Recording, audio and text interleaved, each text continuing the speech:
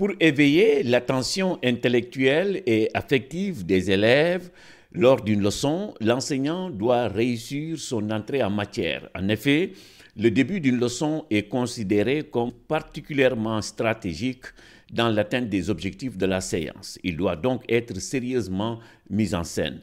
Pour ce faire, l'enseignant doit toujours innover, diversifier, surprendre même ses élèves. Bref, comme le suggère Péronou, l'amorce de la leçon doit prendre un sens autant que possible pédagogique. Malheureusement, on s'abonne parfois à des amorces mécaniques qui, au finish, laissent indifférents les élèves. Une autre erreur que certains enseignants commettent souvent est de vouloir tout imposer aux élèves, alors que, fait remarquer toujours Péronou, l'activité dont il ne choisit aucune composante a bien peu de chances d'impliquer l'élève.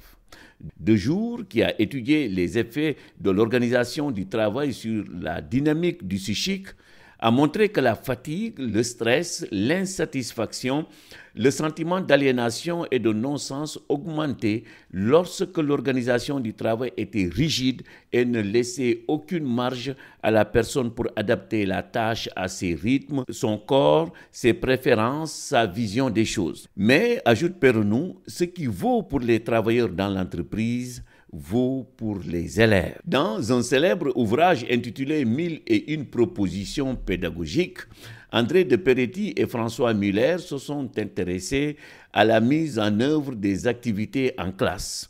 Ils ont ainsi recensé 1001 petits gestes qui aident l'enseignant à améliorer ses pratiques pédagogiques sans toutefois perdre de vue les questions de fond essentielles. L'enseignement est un métier qui ne relève pas, on le sait, de la rationalité technique. Il n'empêche, certaines pratiques ont prouvé leur efficacité et peuvent donc être partagées, à condition, bien entendu, de s'inscrire dans une démarche de transfert réflexif. Autrement dit, adapter les bonnes pratiques des autres à la situation écologique de sa classe.